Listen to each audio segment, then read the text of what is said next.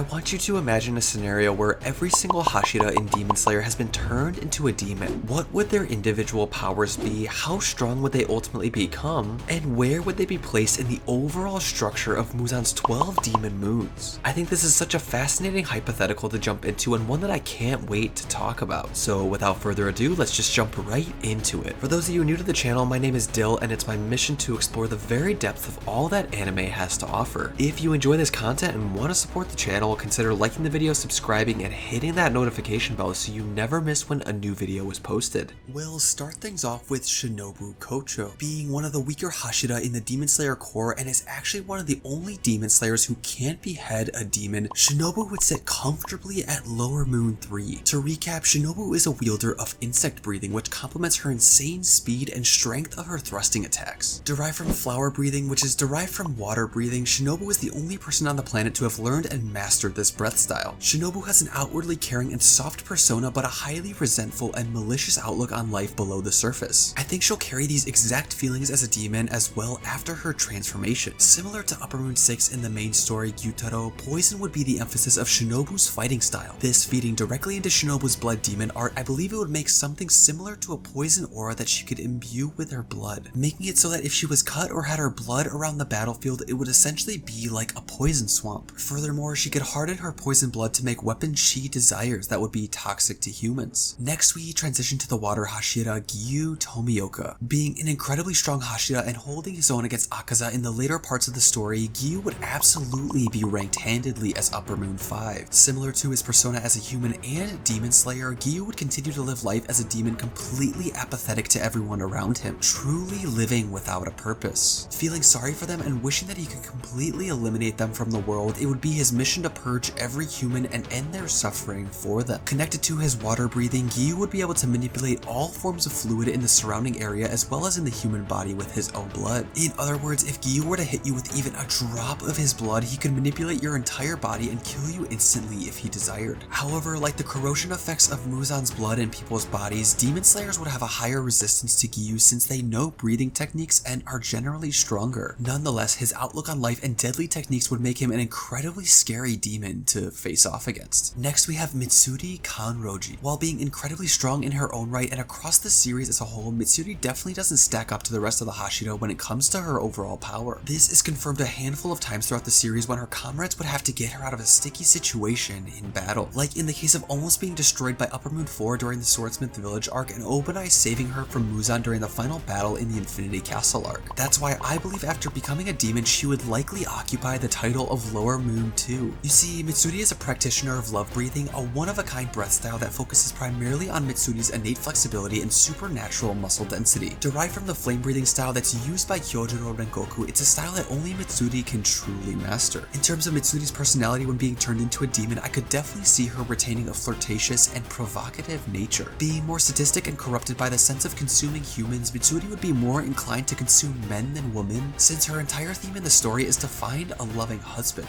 And well, if she's a demon and can have a husband, she might as well eat them, right? As for her blood demon art, I imagine that this would play off the pre-existing themes of love already present with her character. While this has already been theorized by the community and YouTubers alike, I believe that Mitsuri's blood demon art would most certainly have to be manipulating others to create an army of zombies who obey her every command. In essence, every person affected by Mitsuri's blood is intoxicated by a potent love potion that forces them to do everything Mitsuri says. She can then use them as shields or even absorb their power to become even stronger herself. Next, we move on to the slippery snake man of the Hashira, being Obanai Iguro. In my opinion, being one of the strongest Hashira in the entire Demon Slayer core, this would place Obanai within the realm of Upper Moon 4. Obanai is a wielder of serpent breathing, which replicates the movements of snakes with its various abilities, potentially striking the opponent at any time and from any location. As a demon, I visualize Obanai looking very similar to Orochimaru from Naruto, being pale, having snake-like eyes, and even scales growing on his body. As a demon, his blood demon art would have complete domain to summon snakes from his blood to assist him in combat. He could use these snakes offensively to attack or constrict his opponent, and even defensively to scout his own blind spots. Coming up next, we have the Wind Pillar Sanami Shinazugawa. Being widely regarded as the second strongest Hashira of the Demon Slayer core, I think it's pretty self-explanatory that he would be ranked as Upper Moon 2. Already similar in personality to a demon even while a human, his bloodlust would continue to increase as an actual demon of Muzan. Given how sadistic and reckless he was as a human with the increased regenerative powers of a demon, he would practically be a fighting machine 24/7, similar to the personality of Akaza, who just wants to battle strong opponents. His blood demon art would allow him to control the wind in the air and even make tangible weapons out of the wind around him. Like Doma's control of ice being able to freeze Demon Slayer's lungs, Doma would have the ability of physically removing the breath from Demon Slayers, extremely hampering the effectiveness of their breathing techniques. In addition, he could use the wind to fly and propel himself towards the enemy at breakneck speeds. This would be one demon that I'd never want to mess with. Tengen Uzui is the only shinobi in the Demon Slayer Corps blessed with extraordinary hearing abilities. Although he doesn't compare to the upper echelon of Demon Slayers, he would be placed as Lower Moon 1 of Muzan's hypothetical Hashira army. As a demon, he would most certainly be accompanied by his 3 wives, all demonized of course, that would assist him in battle. By his very nature, Tengen Uzui is an incredibly brash and arrogant person. This would absolutely bleed over into his role as a demon, as he would proclaim his godhood for all of man to see. Similar to Doma in the original series, he would always want to be worshipped, as he would strongly believe that he's truly above all of humanity. Naturally, as his breathing style would imply, his blood demon art would be capable of decimating large towns with incredibly destructive sound waves, almost like the sound waves produced by Upper Moon 4 Hantengu. Furthermore, he would be able to use sound defensively to anticipate his opponent's moves before they were made, further improving on his musical score ability that he had mastered while he was a human. Up next, we have the best boy, Kyojuro Rengoku.